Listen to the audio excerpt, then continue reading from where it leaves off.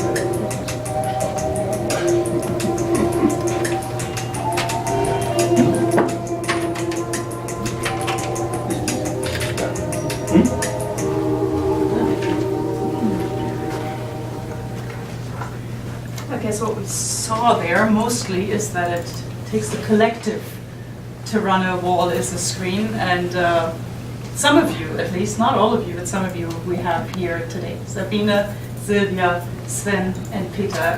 Welcome and welcome back by popular demand. May I add, because I guess, was that your first project to Canada? Yes, was that your first book in 2014 that we did around the wall, tearing down walls, crossing borders? Yes, that was your first visit to Canada, but it was your first wall as a screen. The first was to Canada, yeah. And they're just also back from Quebec City, where they've worked with our colleagues at the Goethe-Institut Montreal, and we're talking about Vancouver. So many conversations to be had. Yesterday was a first, though, for you as European curators. And together with our fantastic partners at the ImagineNATIVE Festival, and I'll have to say thank you to Jason Ryle and his team, who's been brilliant. We were in Hamburg together earlier this year to talk about this as well. You walk the streets of downtown Toronto with an entirely globally indigenous program, and in a very particular way, site-specific. So, and just tell us a bit about how the curation came about. Not quite yet the walk or the choreography. I want to ask you about that later, maybe for 10-15 minutes, and then I'll throw it over to you. But how did the curation happen between Jason, ImagineNATIVE, Hamburg, Toronto, with that mandate, entirely indigenized program? Okay, it was before, when we started to talk about the event, we sat down with Jason and talked about what the content would be. First ideas were if we should do a mix of Hamburg films and indigenous films, but then we decided no, this will be an indigenous only program to fit into the programmization of ImagineNATIVE Festival. And for us it was quite a task, because we figured out that in our archive, which consists of 800 to 900 films, which we used during our tours, for which we all have the screening rights, there are only very few films that were made by indigenous filmmakers. So a lot of films had to be added to that. And it started like going back and forth. Jason sent us a selection of films from the ImagineNATIVE Festival that we went through that, like films from their backlog. Then we looked at films that were going to be played at this year's festival, and then also we went into like our the archive of our minds. Like Sabine remembered this film from Australia, which is like '96, I think, was running in Hamburg at the festival. Was it? No. You just knew it by. No, I just went through the archive of the Australian Film Commission. The Found that. last Yeah. but one film in the Yeah. swimming Yeah. pool. Yeah. And then, so we ended up with having a very, very short shortlist when we came here, because normally we can choose out of 40,000 films that we have access to through the archive of the Short Film Agency, or our 800 to 900 films. But now, like, the selection was way shorter, but so we had to specifically select the films beforehand for those walls. And actually, the last film was basically decided upon 2 days ago.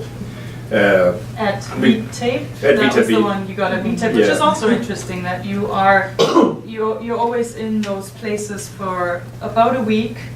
I mean, you already knew Toronto, but of course Toronto 2017 is quite different from Toronto downtown 2014, as you could see. And the walk we did yesterday was not the walk that we'd talked about even on Tuesday. So that's a challenge too. But I thought that was astounding that you were saying like, oh yeah, we're going to VTape in the morning to kind of fill that last slot. So it's interesting for people here who program and curate film. So we had a lot of people that helped us to get things together. Like when Jason gives us, then Wanda from VTape sent us also a list of recommendations of which she thought would fit to the program. And so in the end, it was like a lot of people that worked together to get this specific. And also we had we have connection to the Hamburg Short Film Festival, which had a ZAMI program 2 years ago, I think, or 3. And Canada, Vapikoni programming. Vapikoni program, Canada program, and so we remembered quite a few films, and then were able to look into that archive to find films. That kind of gets me to my next question. So, in doing this particular program, what notes did you want to hit, and what was important for you to explore and for the audience to experience? I mean, one was maybe the most obvious. Maybe was that it was, as I said, global. It wasn't an entirely Canadian program. Australia, New Zealand, Finland, Sami, and Canada, of course, were in there with 3 films, I believe. You could have had many others, of course, but what was important to you at the end? As you said, short list, which makes it in a way easier, but it can also make it harder for programmers, right? To get a message, get across a breadth of indigenous filmmaking. What? I think one of our work is that we have a look at walls and then see the wall and think, would be good to have a film like this here. So what we have in our head films, and we say, this fits perfect here. It makes something between the surrounding and the wall and the film, makes a different context. So that wasn't that easy this time, because if you have 800 or 900 films, not all in mind, but they always pop up if you see walls. Yeah. So that was different this time. But a great example would have been, again, the Australian film, and that was brilliant, which was set in a swimming pool. I managed to get one shot, and you screened it at the Grange Park swimming pool under the awning, right? So it was kind of a continuation of what was coming out of the film was the physical space. And I guess so, organically flowing from this is brilliant. We're talking about the space, and of course the walls and fences and that you use are so crucial to what you do. So either of you could just comment a bit on the choreography of a walk. So 7 films last night? 7 films. The first one, of course, as a programmer, I go like, smart, and The Night Runner. We're talking about walking and running, and we're setting up a walk, right? So fantastic, great little story. That was a good one. That was a good one, right? But then how do you continue? Conceptually, we'll get to the practical bits, and I bet there's some questions about the practical. It needs to make sense. That's like for example, it has to have a mixture of bigger spaces, smaller spaces, because what would be like really, really boring is to use like only humongous, huge white walls. It's that wouldn't be an interesting program. And so actually with that, the way that the route that we took through the streets, was actually the good thing was that we were able to be quite flexible in the order of the walls, because everything was very close by, and so we didn't need to reach certain points. And so we could say let's change the order of walls. Perhaps like the New Zealand film could have been like earlier, because we could have walked there first. And so you try to figure out what doesn't make sense for the audience to walk where, that it shouldn't be boring. Something which is pretty boring is just to go straight lines. So we try to avoid straight lines, and we try to bring people to places, like make them walk ways they normally wouldn't, like going with 200 people or 300 people through that food court in the Grange. And don't think that happens too often. And so we try to find things like that, and so this is quite important to us. Yeah. We haven't actually talked that much about yesterday privately that I know the answer to the question I'm going to ask you. And I'm just going to briefly ask you about what potential feedback, specific feedback from people you might have gotten. Because from 3 years ago, I will never forget that on Richmond Street, you showed a film actually produced by the Goethe-Institut in Ramallah. And a family walked past. It was Nuit Blanche, so it was, already the context was there, and a lot of people were out and about in the streets. And a family walks past, young woman in her 20s, guy in his 20s with their parents, and the father, turns around and says, "That's my house in Ramallah. I know this place that he just saw," and he was walking past. He wasn't actually in the walk, and we had actually several of those encounters. Our event photographer is Taiwanese, Canadian. And remember the Taiwanese film in one of the back angles, and he said, that sort of soup kitchen is exactly how my grandma makes the soup. So, there's angles somehow for people in there, I think, to identify. Did you have any of those? Did you get any feedback yet from ImagineNATIVE, from Jason, or from any of the audience members who were, some of them were indigenous, others of course not? Or where you had a sense, maybe you also sensed something probably, right? Like where you go like, maybe that one worked or was very popular, people reacted. I personally think maybe it was the film with the New Zealand film with the kids in the parking lot. Also it was funny, of course, it worked beautifully in the middle.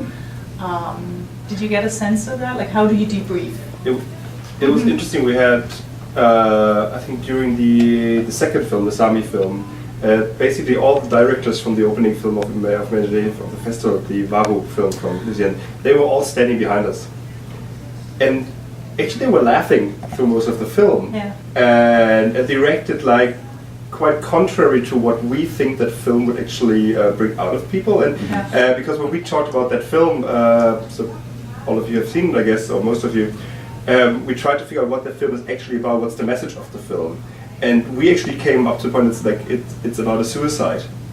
Because there's one thing in the film, Sylvia actually mentioned that. She's going into the water, and you hear the heartbeat, and it stops. And then she's coming out again. And he's so clean and so, you can see it's modern and traditional and the differences. And he can walk on water. So he looks like an archangel in a way. Yeah. And so it was so interesting to have this very different reaction to that film that we thought it would have. So there was like, and then of course when you screen mobilized, the first one by Caroline Monet, that one, then police cruiser passes by. It's just fantastic. It's like, try to get a photo of that. So We got one. hashtag mobilize Yeah, with the police cruiser. You got one. But Jutta, the two things you mentioned from our first tour here, that was something special as well. Yeah. It doesn't happen all the time. And sometimes we have interactions with the film that you have a film about police and then the police car goes by or something, but actually that people come and say, I know that house, or you know, or my grandmother makes the same soup, and stuff like that. That was something special on the first tour I had here.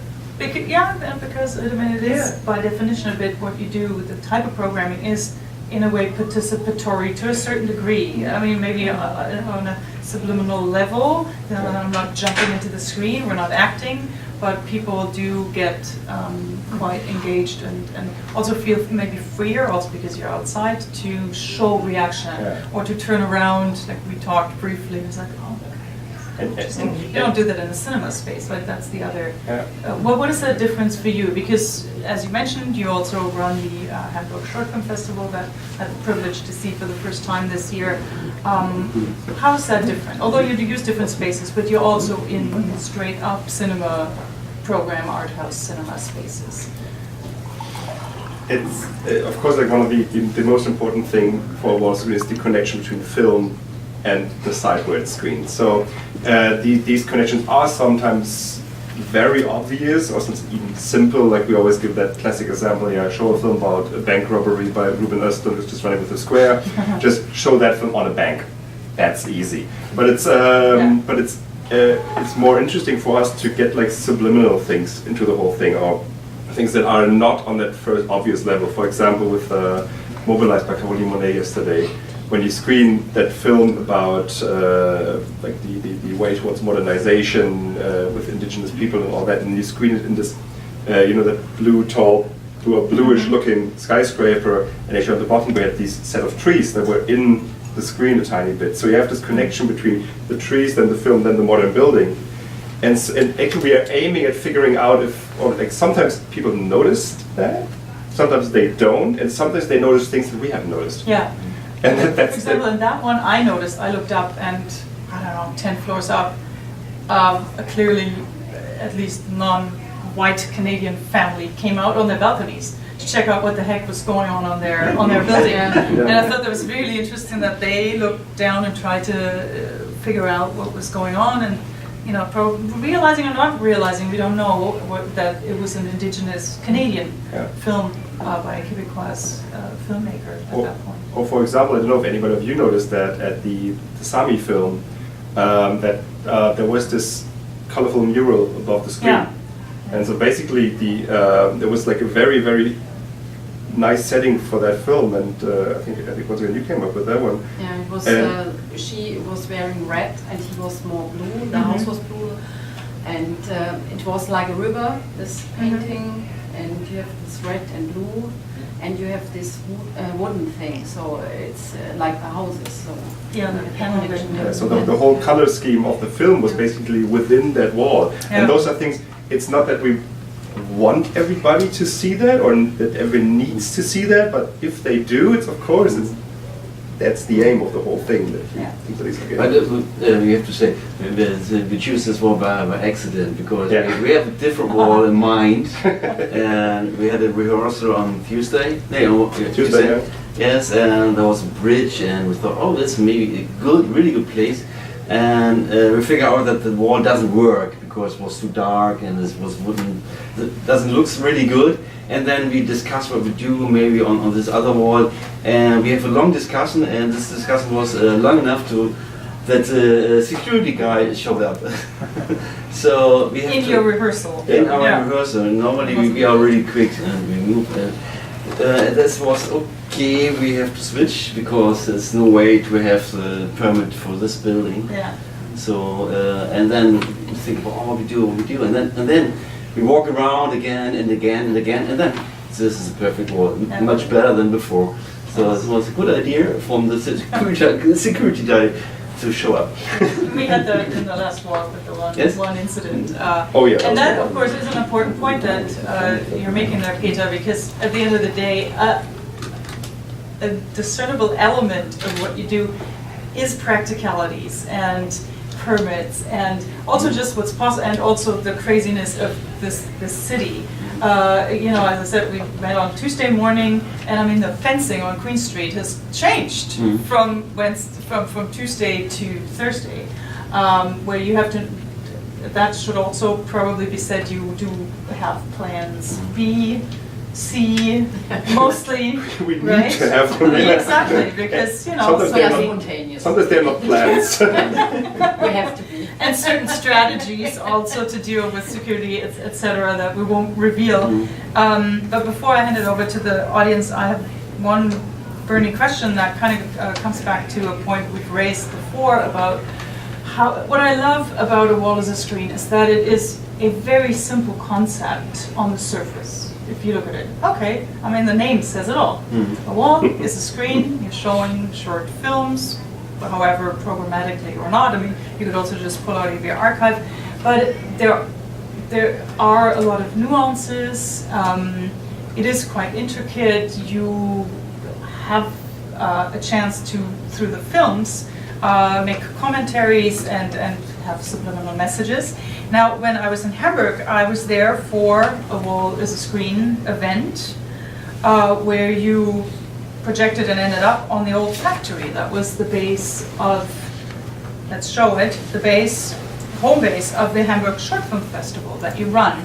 And it was the last thing that happened in that area before it was demolished. Just quickly tell me how you engage with the urban space and how much you think about or try to comment through choices that you make on gentrification and in your hometown of Hamburg that is rapid. Like you showed me a few pictures before we started. That building isn't there anymore, that building isn't there anymore, and this building is also gone. And of course we know that quite well here in Toronto. So what is your approach vis-a-vis engaging with a space? In Hamburg, it's your home turf, you know it, but what do you do if you go to, you just asked us to connect you with our colleagues in Russia, and you go to Perm in Russia, and how do you make that connection with the space? Things like gentrification happen everywhere, so that's placed towards us quite easily. No, but actually, as far as it's very important that we do comment on the area that we are in. Sometimes we try to avoid a comment, even though it's sometimes unavoidable. For example, when we've been in Palestine some years ago, we had this discussion beforehand, like how political the whole thing should be from our side. And then we figured out like if we should screen any films that specifically deal with the political situation there. And we said, okay, perhaps that's something that we should try to avoid and not directly comment on the whole thing. But then I think in Ramallah, the people themselves, like with the institute, said, the fact that you guys are doing this here is political. So we didn't really need that other layer to it. But like in Hamburg, of course, this is a complete comment on the situation there. And because when we knew that this area would be demolished, we said, we need to do something here. Sometimes it's by coincidence that we use places, we know, oh, this looks good, and then somebody tells us, yeah, it will be torn down next year. But in Pam, so we try to, like, of course we talk to everybody on site that we meet, that we work with, and they give us the hints toward what our developments in the city are. And then we are walking around and get the feeling. Yeah. That's very important for us. And then ideas come, and I think this is very important as well. So only places that you've never been to, I suppose you've never been to Quebec City, you take a week prior? Actually, in Quebec City, we did Peter, Yeah, the other Peter from Louis, we had two Peters. He was there a year ago and selected the sites there, and actually selected a huge number of sites. And what we then basically do is like use 3D maps, Google Street View, and all that, just somehow figure it out. And then, of course, you see that there are the reoccurring things that are everywhere, where you know. You look at a building, you're very sure this thing won't be there for long, and then you know, okay, this will be torn down. Yeah. So, but Yeah, but we also sometimes don't go there before. So for next week we go to Uppsala in Sweden, and we haven't seen the walls we selected through the Google map. So it was literally a virtual Yeah. pre-selection. So we arrive on Wednesday and then we start walking. And the wall is a screen we event had is- sort of a tour put together Yeah. with about 20 walls or 25 or something, and then we go there on Wednesday, and yeah, And the event is. it's on Friday. Oh, so, okay. and Saturday. Uppsala is not as big as Toronto, but still. Still big It's a enough. bit smaller, yeah. Okay, I could go on forever, but as you can tell, probably. But maybe you have questions, or you can show some images to illustrate answers as well. From yesterday, also maybe about the film specifically, or structures, or I'm sure James has a question. First, do you ever show films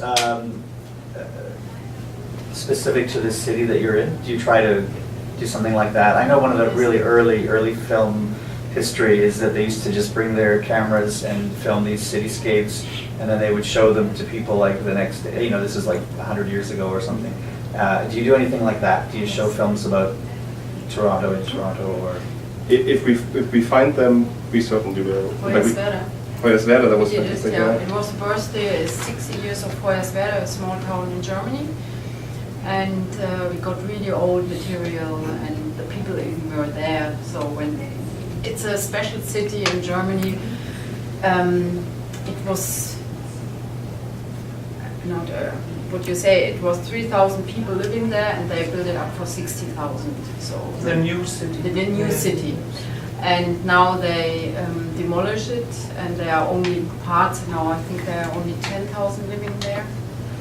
And that was a story about how to get people who come, so many people at once, to a place and start a new city. So that was very, very interesting. They had a club, a cultural club, and cinemas, and this was a reportage about it. And so we showed that part of it. And there were actually people that were in the film from 30 years ago, or 40, they were in during the tour there. Yeah. And also in Hamburg we have the Monument Day. It's every year, Open Monument Day. So we of course show, we did a tour this year, and we show a mixture of films Like about old buildings or whatever, but also films about historic. Do you see that as part of your mandate, like to teach people about their? And then we have to do research about films, and Hamburg actually has a bad archive for it. So it's not well prepared, you know, they have films, but you have to go there, and they are hard to find. So I wish they would. Because you do need them more. digitized. Again, we'll fit into the Yeah. practicalities. It's Do not more that you can about show it 16 mil. Have a catalog and. Yeah, so two things to that. For example, this one here, that's under a metro, like very old subway place in Hamburg. Yeah. It's a film from 1925 that deals with how to behave on a subway train. And we found that through the connection that we have with the Hamburg Kinematik. They helped us in finding that film. It was just recently digitized, so that was really good to use it. But when you just ask that, we don't really see it as a mandate to teach people. We try to avoid to be the teachers, because that's not our job in a way, because it wouldn't feel right, for example, to, like, one of the good examples for that is that we sometimes see when we come to places with lower economic possibilities, we won't show something about like consumer criticism, because that wouldn't be our job to do there. And so you really have to differentiate, like, between when you are in different cities, what is the thing in terms of historic things, in terms of content, political, what you can actually do there. So with that, with these historic tours, they are like very specific historic things that we do.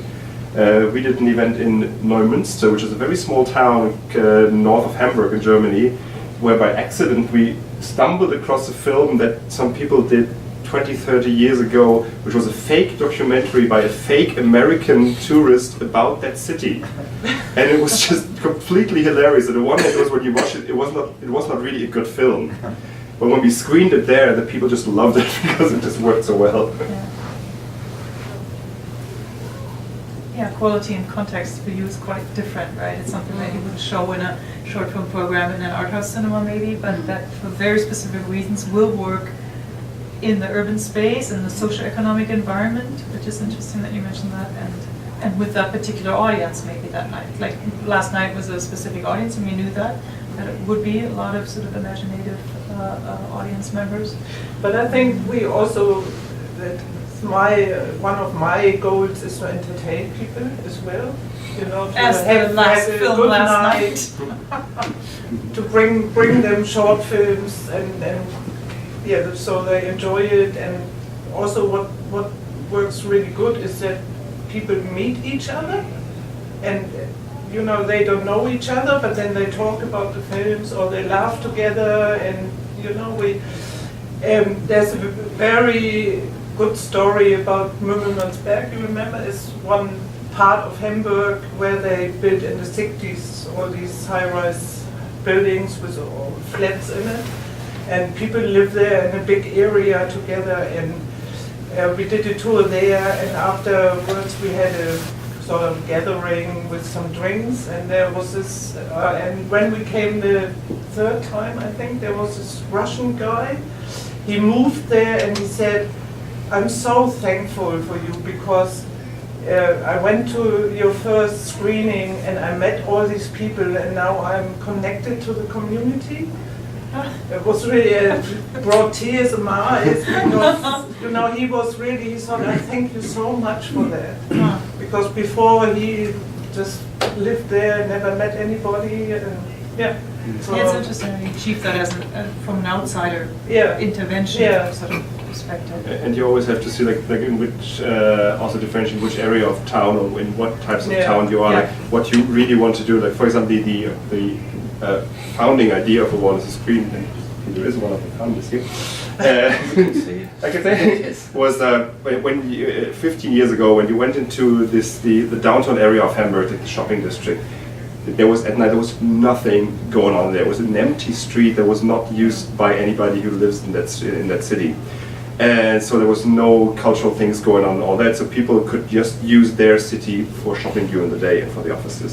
And so the main idea was to use these sites, use the public space, and put together a cultural program, like high quality cultural program, which shouldn't cost anything at all for the audience, which needs to be free, which is something which people ask us quite often. So how do you do that?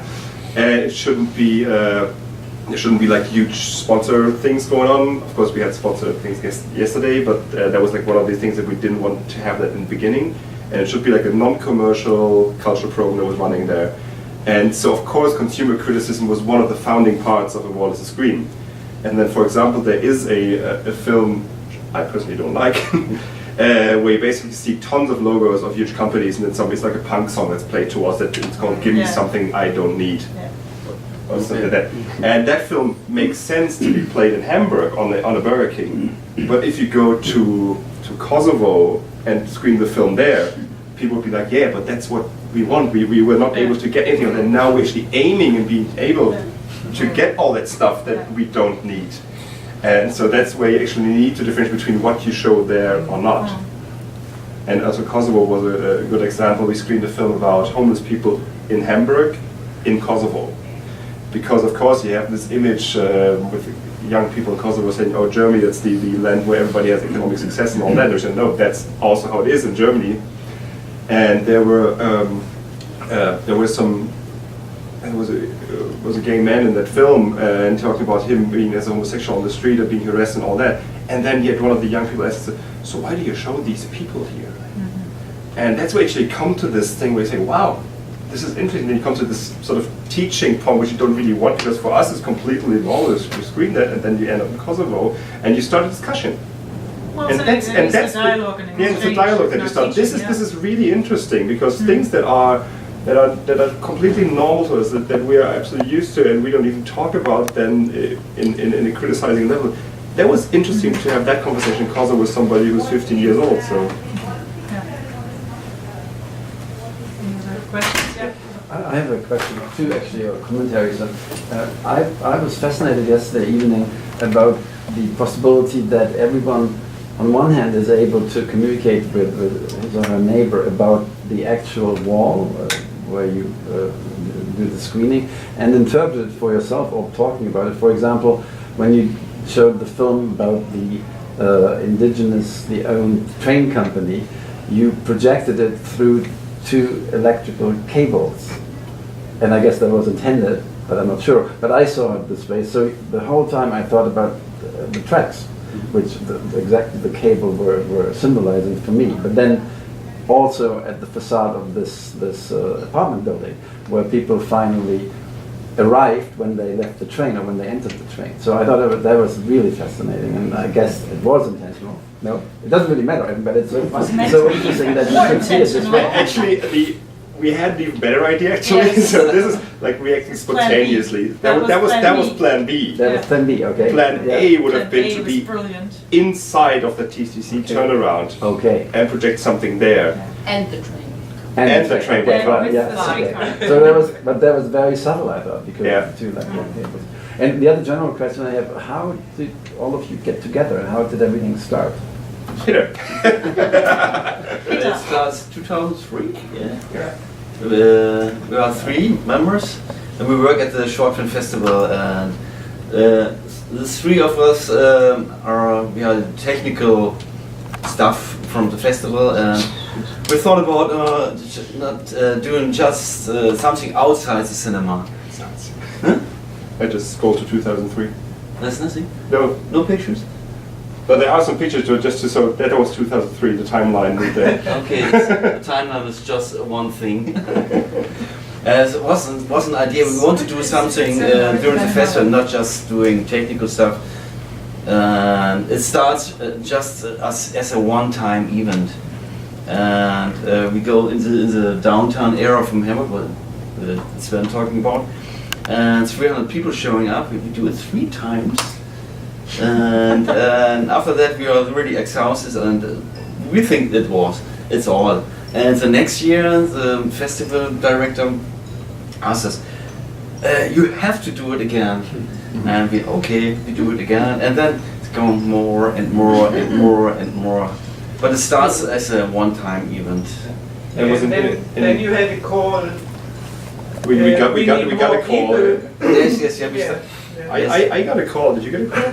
I got an email. I got an email. Yeah. It was in 2006 when that was when we did when Once the Screen did the first thing outside of Germany in Ústí nad Labem in the Czech Republic. I guess it was 2006. Somewhere there. I can't read it right now. After the festival. Yeah.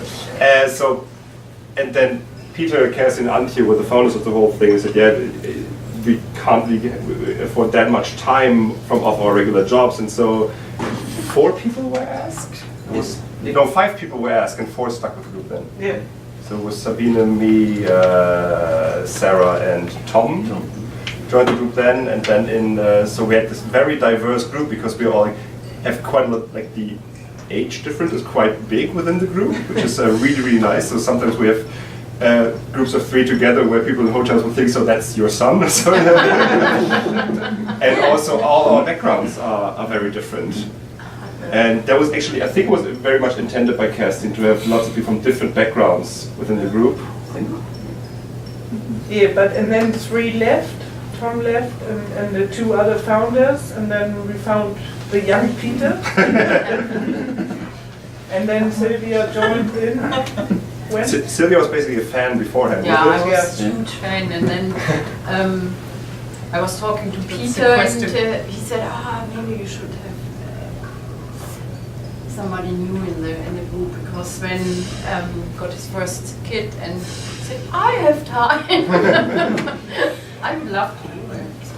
Actually, we hear that quite often, that people say, I would love to join the group, but then, I mean, it depends on us if we accept anybody to the group again. But then we tell them, okay, so that's basically the time you need for that. So it's what we do is 80% is doing office work of the whole thing, and then 20% is like being outside and doing what we do. And it takes a lot of time. Like I remember the most intense year that we ever had with the Walls of Screen, I think it was 2009 or 11. We did 32 tour shows during 1 year. And internationally, and after the end of the year, I calculated on the calendar that we had in our house that I was away from home for 3 whole months during that year for Walls of Screen, and so the amount of time we spend on it is quite big. It's like rock stars being on tour, but minus the money, probably. That's the problem if we don't make money. Yeah. Job. We have the Goethe-Institut that hosts you, and Yeah. Lufthansa, I have to say, flew you over twice now. And of course, without that, as you said before, I mean, this is not a money-making machine, obviously. No. But it somehow resonates with audiences and apparently everywhere. Yeah. Any other questions? Yeah. Have you ever had issues presenting film in open spaces? I was thinking of that yesterday when I saw the police car driving through, and I was asking myself, they might stop and ask if you have a permit, if there is a security problem, because a lot of people were in the street. Just I have a photo to illustrate what we might say now. Tell the Foreign Office. We can tell German the Foreign we Office can tell the story. story of which we I know don't these have stories. a photo, which is really amazing. But Yeah. I'm looking for the. The jail photos. Show us the jail photos. but I What can't- the Berlin thing? I think I'll tell the Berlin thing. Tell the Berlin thing. And Switzerland. And Oh, I don't know so- that story yet. So the range goes from Switzerland style to let's talk about it style. Switzerland was, we did a tour together with the Rote Fabrik in Zurich, which is like the leftist cultural center in old squatted building there. And the guy who is responsible for the program is an old friend basically of the Hamburg Festival, a fantastic Greek guy called Kyros. And he said, no, we are the leftist culture, we don't get permissions. No, we don't ask for. We don't ask for permissions, yes. So We get arrested right away.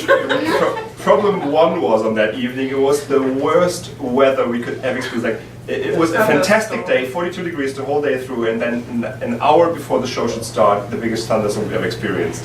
So we were thinking, can we even go to the starting point? And it stopped 10 minutes before the show was about to start, so we rushed to the starting site and thought, there will be nobody here. It was restricted, but then 23 people showed up, which was nice. We started the first film, police showed up, and after 10 seconds they said, turn that off. And now we just want to screen it. Can we turn it off? Can we just turn to the end? Off. Okay. Turned out the permission you need to have in Zurich cost 700 euros to get, and so we told the guy from the Rote Fabrik, okay, Kyros, you know what, you get that permission, we come back and we do that tour. The Berlin story. We were part of the celebration of 60 years of the Grundgesetz, what is it in English? The basic law. Basic German law in Germany. Constitution. And we were basically the cultural ambassadors from the city of Hamburg towards those festivities in Berlin. With an official mandate. With an right? official mandate Yeah. by the city By of the city Hamburg, of by Hamburg. basically the office of the mayor. And since it was very short notice, we asked the Hamburg ambassadorship in Berlin to help us with the whole thing. And we told them, okay, you guys need to get the general permission of the whole thing, and we do the single permissions of the walls, because we were directly in the government district of Berlin, which is quite a sensitive area for everything.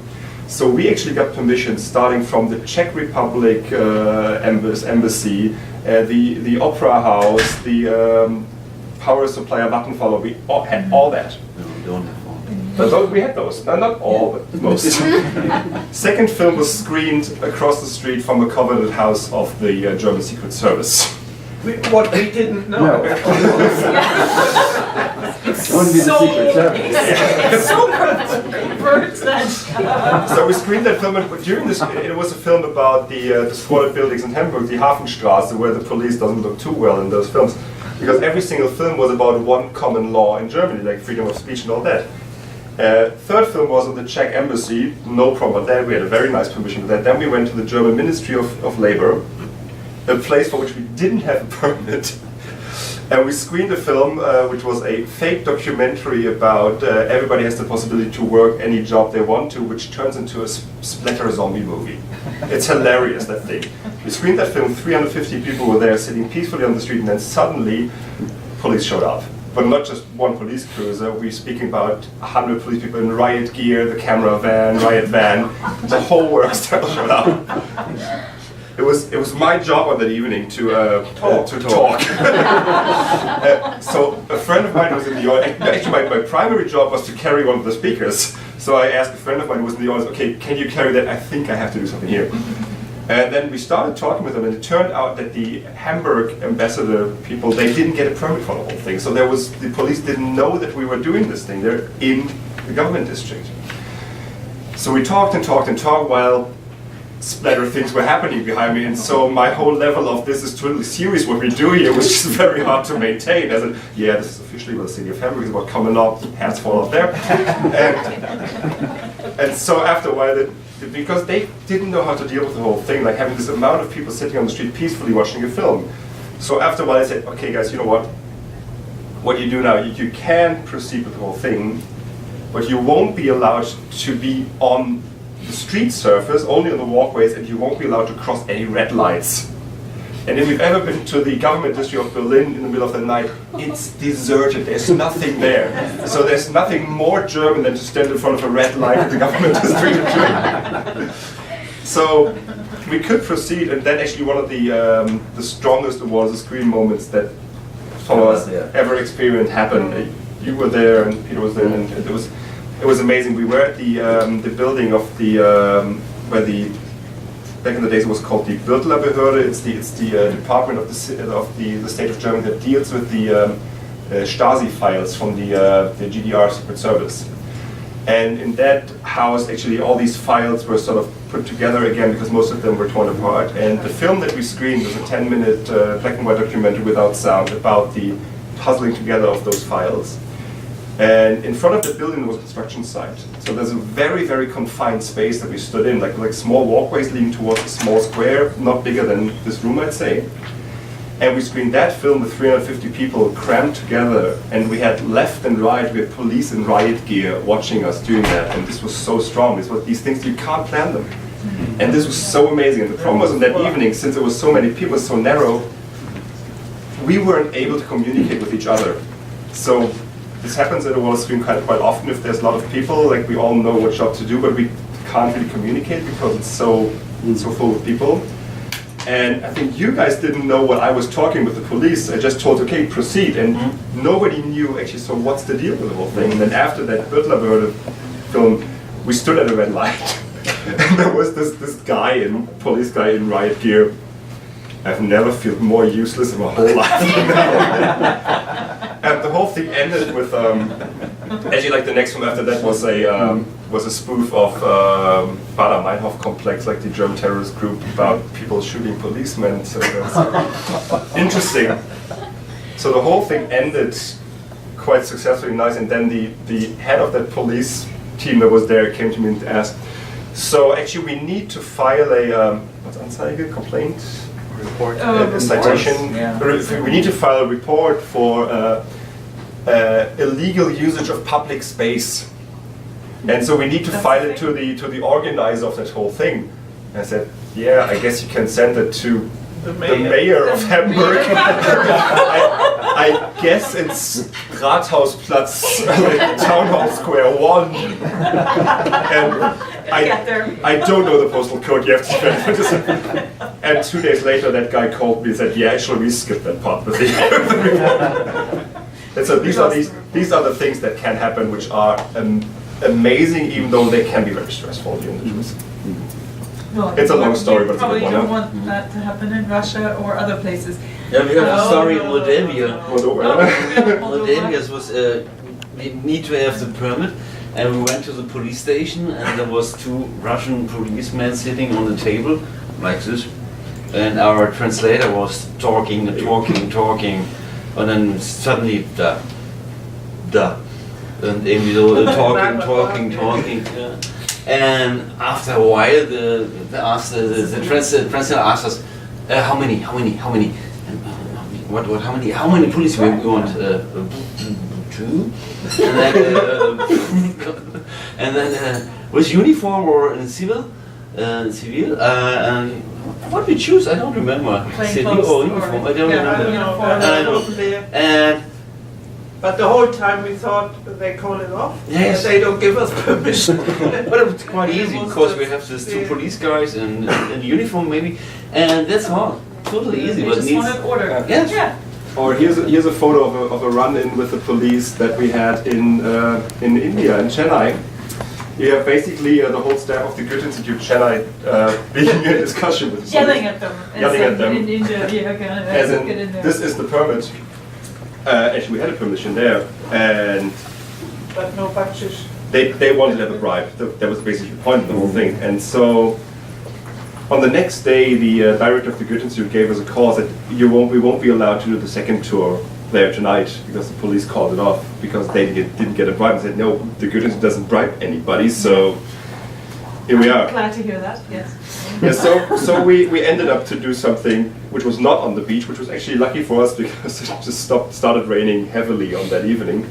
And so we went into this very, very strange film school. It's a film studio which obviously looks from the 1950s, and we did a tour inside that film studio, which was not planned at all. It was basically the director, I forgot his name. He gave us a call. Said, okay, a friend of mine has this film studio, film school. Why don't you go there? I said, okay, why not? And Was it a private space? Private So space. you- And yeah. basically on the spot we decided to do something there, and on the spot we selected the films, and it was actually very, very successful, and that was an experience which you won't have if you plan the whole thing. Yeah. Oh, another good story is when we were Here we in go. Amalthea in Italy. Show some photos. Yeah. Tell stories and show photos. And the mayor died. You have time till you have lots of time. No, the One mayor hour. died on that day. Yeah, 1 hour before. 1 hour before we had to Started. start our show, and then everybody said, no, we can't do it because everybody has to mourn. And It's then in mourning, yeah. Mourning, yeah. And then there was this guy from the church nearby, and he said, oh, we've got a big meeting room, and you can do it there. And then we showed film between Maria statue and Jesus. Yeah, this is the On room. both sides, and yeah, that was great. We turned the church into a cinema. Yeah, This was a big problem because it Yeah, was also the starting of the festival. yeah. And this festival was a festival right in the beginning. The mayor is dying, so Yeah, nobody so they can do couldn't anything do in anything. in Yeah. public For 2 days. for 2 days, and then they start the festival, and it was only outside. And then the second day, it was raining. It was for this festival it was horrible. Okay. But we did it. A lot Finally, of we did stories it to too. tell. Yes. Or if you have any Is there questions, another please. question? Yeah. I was going to talk about the weather. How often does the weather Well, exactly. interfere? Like, did you have to cancel things? You mind The if you polar circle. you mind if I at the What I polar haven't figured out is how you did it. Did Po- you do it in the winter? polar circle is no problem. Okay. The polar circle. That is- this I can show you. This I can show you a problem. Yeah. This is the first time we had to Yeah. stop. Brighton in May. Brighton and May. Right. That was the- That was a problem here. Yeah. You It see, was raining. It was pouring down. Yeah, because your gear is out. You know, you have a generator. I guess at some point it becomes dangerous. Well, the generator is Generator is not the a problem. but- Yeah. No, it depends. In Glasgow it was raining as well, but it was okay. But You're in there. Brighton it was, Too much. yeah. when you have the wind and the wind is coming like this, then you have no chance. yeah. But it was the first time that we have the program. Was it? Yes. Yeah. Then we have to cancel, yeah. Of course, we have pictures for. Pictures Actually, from the polar no, but circle. to illustrate the point of what the weather and problems with weather, I think there's an even better photo. Helsinki, which okay, that's actually the polar circle here. Yeah. So this is in Tromsø, and you can see on the ground that it's quite icy. And that was the problem. So one thing that you face when you are at the polar circle is that the cables that you use, they get stiff. And so it's quite hard to roll up a cable in minus 10 or so degrees. But in the end it was a fantastic tour, and we only slipped almost once because it was really, really slippery. But snow is not such a huge problem as well, unless it's too slushy, which is really nicely to be seen on. I'm trying to build up a, there we go.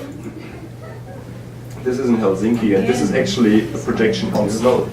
Oh, So those are the stairs in front of the cathedral in Helsinki, and this worked fantastic. What time of year was that? January was it? Ah, I think. Yeah. Is it does look so very light? January 2012, yeah. Yeah. But it's astonishing that in 15 years we are really lucky, I would say. I One mean, time, This was the first. Twice, I think, Wolfsburg, you had to cancel. Yeah. So because it was pouring down. I think Yeah. twice. And you did something under a roof then, Yeah. We did Or something we go with- under a roof or do the last films in Yeah. somewhere where there is a roof. Weather Doppler radars are our best friends. Like you have the Yeah. weather radar app on the phone. You start to get really nervous, and then sometimes really strange things happen. We had that at one of the huger tours that we had during the Hamburg Shopping Festival. You could see that there was this rain thing coming towards Hamburg, and you know, wow, that'll be here exactly the point when that tour starts. And like, well, this will be bad. So the tour started, and there was no rain at all. Like for 2 hours, no rain at all.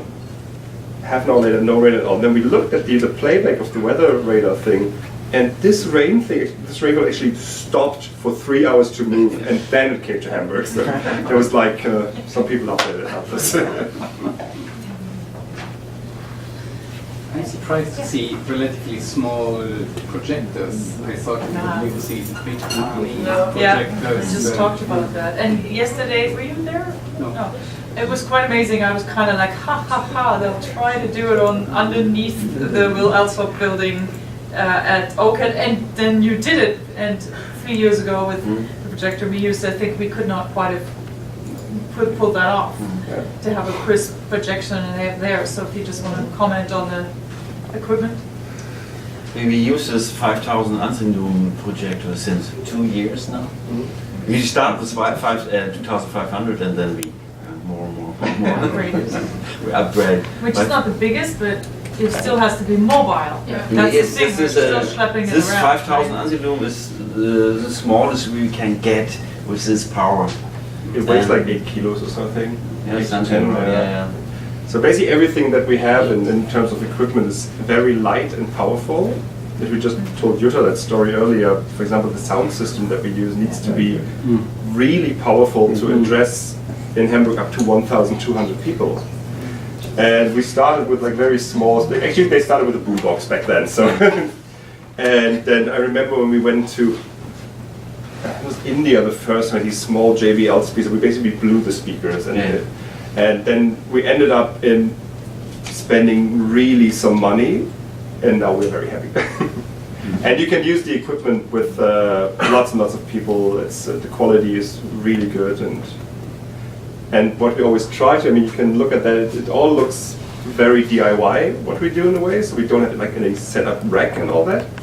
And it happens quite often that we have people coming up to us and saying, "Oh, this looks like I could be able to do that." Yes, and then we tell them how much that stuff costs, and then they say, "Okay, let's not do that." And we only have a few people that try to do the same thing worldwide. Anything else? That's Hamburg. Show us a few more images and then we'll wrap up and So let's see if we have Things, yeah, one more or wanna three, show us one or the- two good stories. Can anybody say stop if they see something where, oh, this year was, that was the biggest thing we ever did. It was with 1200. 1,200 people in the audience in Hamburg, and you can only see parts of them. That's actually, that was the limit that you could do. Anything stronger than that is terrible, it can't be do. But this is also one of the moments where the concept of the wall screen, that's actually where that clip that we showed beforehand was filmed. There is a Dutch film called Shipwreck. It's about the tragedies that happen in front of the island of Lampedusa in the Mediterranean, of people drowning while they flee their countries to Europe. And in that film you actually see 200 coffins being loaded from a ship onto trucks. Of course there can be criticism to that film, definitely, but it's a very, very strong image in this whole film. And we screen, this tour happened basically very shortly after another of these huge incidents there. And we definitely wanted to screen the film because it was a tour with the title Home, Harbor, Hamburg. And so there are very different meanings to that whole thing. And we definitely wanted to screen that film. So we screened it on an old harbor crane, which was a like, historic thing that was there. And it would have been June 2015, right? Which is just as the largest refugee wave happened over that summer. So you can, about 1.5 million people. So in this image you can get that, you can see that there's quite a lot of people there. And so we screened this film, and you're staying directly next to that harbor area, and you have 1,200 people there. I've never seen such a huge number of people so quiet. It was so unbelievable when we screened that thing. We were like, wow, this is really, really strong now, and people were reacting to it very, very emotionally. And so this was like a very good combination of place and film, because it was like also a theme that was important to us to project it there. The problem that we had after that, how do you get out of that again? Like, what do you screen after this? And there is a film called Symbolic Threats by two people from Berlin, Mischa and Matthias Wermke, Mischa Leinkauf. Perhaps you might have heard about their stunt in exchanging the Stars and Stripes flags on the Brooklyn Bridge to white flags. Anybody familiar with that story? 2014. For 2014 was the, so they they climbed the towers of the Brooklyn Bridge. They took the Stars and Stripes flags down, exchanged them with white Stars and Stripes, and actually was like really like flags that were sewn together like Stars and Stripes but with white fabric. And they made a film about basically the reaction of the media towards that whole thing, because it's for them it was of course a statement of beauty and art, and also the Oskar Röbling, the guy who built the Brooklyn Bridge, was a German immigrant, and so you have this topic of immigrants, and of course New York being supposed to be, or the US supposed to be open to everybody, and all that. And that film about this worked so perfectly after that. And it was so nice because during the tour at the festival we had the two filmmakers were there, and for various reasons they wouldn't want to be in public because they had like very, very big problems with the United States. They still can't go to America. So they try to keep their profile very low. And so we screened that film, and we were one of the first ones to actually be able to screen that film out in public. And because they gave us their permission for that. And after that film was finished, we said, so now please, the artists are here in the audience, please give a round of applause for them. And that was amazing. So everything was just like, we made that thing from this really hard topic through that film towards this. So you can really see how it works so well when you put a combination like that together. Sorry, once again, long story. It was beautiful. Well, it was beautiful. I have another question. Sorry, the big numbers like that. I mean, how do you estimate how long it's going to take to get all those people between your, like, does that affect the length of the films that you can show? Like a lot of those logistic factors, like what would be the longest film that you might dare to show? 15, 16 minutes. Yeah. 15 minutes. Normally, we try to have films under 10 minutes. Yeah. To 12 is usually the maximum. Then if you have sometimes like the one that was screened there was 16, you try to avoid those longer films. But they're It depends on also if it's winter, you know, you better show shorter films so you can move on. But you also don't know how many people are going to show up. You never know. Actually, there are some things that we can expect. So if we do a tour in Hamburg during the Short Film Festival in the summer, we calculate the locations to 500 people. We say, okay, we need to have 500 people that fit in there. You might end up with 1,200, and then you can be screwed, but it worked pretty well there. Normally, if we are out of town, we go for 150, 200 to 400 people, depending on where we are. And then it's basically just like a bunch of numbers put together. So we say the distances shouldn't be longer than 3 to 4 minute walk when we do it without the audience. Strangely enough, after 10 years, we measured on Google Maps how long actually a Wallace Speed walk is. And it turned out by pure coincidence that basically all of them are 1.3 kilometers. Magic number. And you have 7, and the amount, the film length, all calculated together, shouldn't be longer than 50 minutes. And if you have a very small audience size number, it's it's only like 70 minutes walk. With this amount of people, it takes you 2 hours. I want to say, because last night I really liked the audience, you know, they were really into it. So that's not the case all the time, but, you know, sometimes people are very reserved and, you know, and not much clapping. Where was it? I think it's when we have only 50 people or something, it's strange. Yeah. If you have more than 100, it's a better dynamic somehow. It's then the people start talking to each other, and when there are only 50, sometimes they don't know how they don't know how to behave, or I don't know. It's strange. If you have 50 people, they are the audience watching something that we do. But it turns out if it becomes more than 150, suddenly things turn around and they become part of the whole thing. And you have an outside audience that doesn't know what's going on, that is watching us doing the whole thing. And because it was during this tour here, which was it was quite a long time ago in Hamburg, and that was huge. You have people sitting in police cruisers there, which is one of our most beloved moments as well. And I actually, my job during that tour was to lead the audience from side to side, and there's this street here that goes a tiny bit uphill. And when we walked, I turned around and I had this huge number of people, 800 people following me peacefully through the street because the police was very nice to spontaneously block off the street for us. And then we walked past a bar, and there were people like some drunken bigger guys there, and they started hollering at me with, "What are you doing there with that bright day glow vest? Do you think it's a march or parade?" I said, "Yeah, there's 800 people coming there." What? So that's shut up. My friends are right behind me. Or the shop owner of that gas station. Like we had did a tour in Hamburg, and me and Peter parked our car towards the ending point, and we walked towards the starting point of the tour. And we walked past the gas station and just got some gum and a drink or whatever. And then we told the attendant, "Oh, by the way, in about 2 hours, there will be 400 to 500 people coming in here to buy beer properly." And she was like, "What?" "Yeah, just saying. See you later." So 10 minutes before we arrived, we told the audience, "So by the way, when we go to the next site, we told the attendant that all you guys are going to buy beer." Maybe you have to tell them that in Germany you'll be able at night to buy beer at the gas station. Yes, okay. That's not Given it's normal. for driving, but that's okay.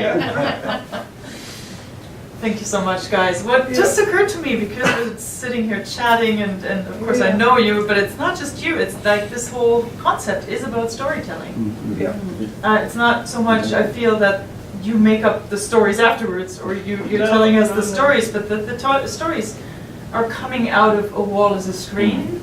And then of course it's just another form of weaving stories through communities and urban spaces that you go to and that you engage with, and that two-way street is I think what maybe fascinates people, and what fascinates apparently the Goethe-Institut, because we keep bringing you back. Yes. And now we can't get rid of you. It's like, no, come on, Thank you so much. my shoe. And again, maybe next year, Vancouver, we're working on that potentially, right? We'll see. What's next for you? Just Uppsala. directly Uppsala. Uppsala, and Next then week. And then And that's December, near and then Kassel. Wiesbaden, Wiesbaden. Kassel, Germany, okay. And and then Bangkok. Bangkok. And then Bangkok, okay, it's funny, yes, Bangkok. funny juxtapositions, With as the you can Goethe-Institut see. as well.